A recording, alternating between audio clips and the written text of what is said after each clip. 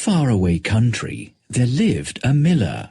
This miller had a beautiful daughter.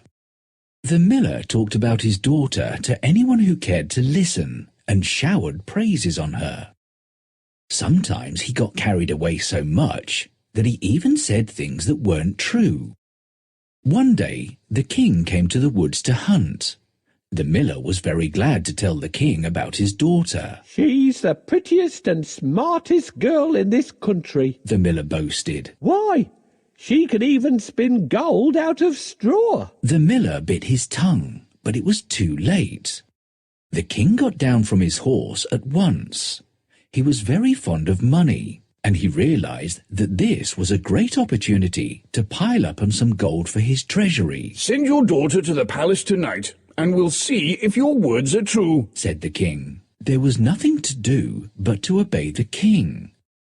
The miller's daughter was very nervous. She was led to a chamber with a big heap of straw and a spinning wheel. "I want all this straw to be spun into gold by morning," said the king. The chamber was locked, and there was no use banging on the door and protesting that it had been all the fault of her father for boasting like that. Not knowing what else to do, she curled up in a corner beside the spinning wheel and began to weep. Bang! She looked up in surprise when the door opened. In walked a comical little man. "Good day to you, lady," he called out cheerfully. "What is the matter? Why do you cry like this?" "I'm crying over my fate. I'm supposed to spin all this straw into gold by morning, but I have no clue how to do it," she said. He looked at the straw and the spinning wheel. "I think I can help you with this. But what will you give me in exchange for my service?" asked the little man. "You can have my necklace if you can only do this," she said. He nodded and immediately set to work. He chanted a few words and spun the wheel. The work was done quickly, and there was a pile of gold.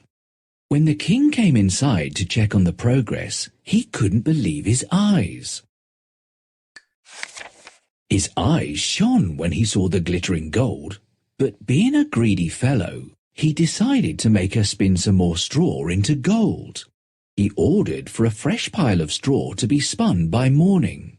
She began to weep again, and most surprisingly, the same little man came again. This time, she promised to give him her ring for helping her out. The little man took her ring and worked at the spinning wheel, and in a very short time, all the straw had been spun into gold. In the morning, the king came to the chamber and rubbed his hands in delight when he saw more gold. But do you think that he was satisfied? No, he wanted more gold.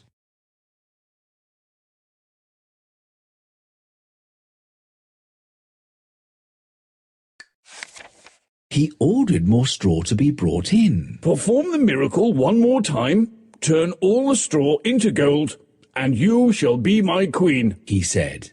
The miller's daughter sat down gloomily, and soon enough the little man came again. "What do you have to trade for my services?" he demanded. "I have nothing else to give you," she said sadly. The little man thought for a while. "You'll be queen soon. If you promise to give me your firstborn child, I'd be glad to spin this all into gold right away," he said.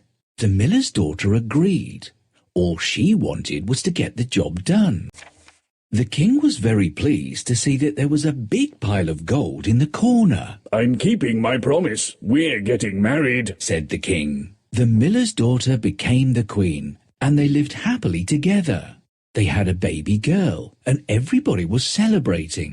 The queen had long forgotten about her promise. But one day, while she was playing with her baby, the little man came inside. "Remember your promise. I've come to take your baby," he said.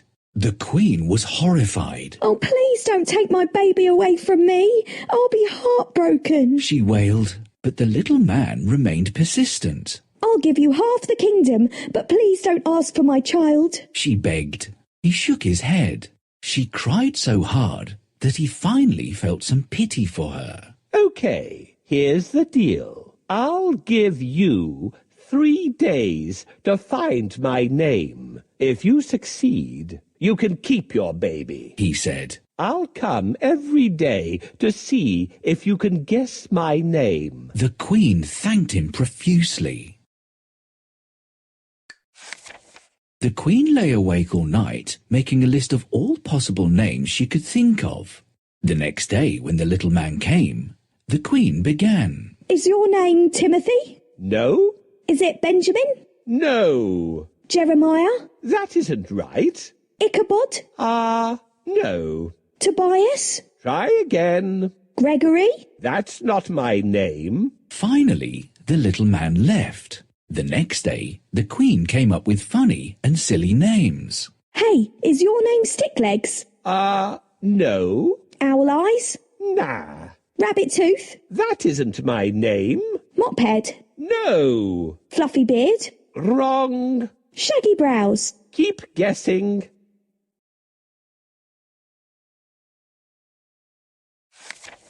She told him everything she could think of, but he kept shaking his head. The Queen was really scared. There was only one day left. She called her trusted guards and asked them if they had found out where the little man lived, but nobody had a clue. But suddenly, a guard came running inside. Your Highness, I believe I have found the man you've been looking for.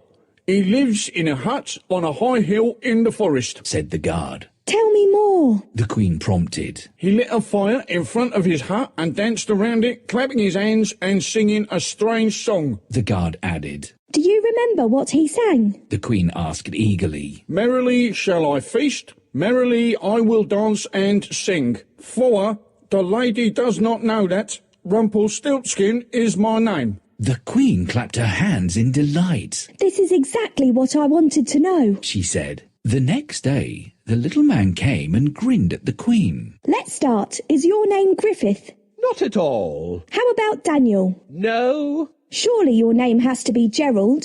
It isn't.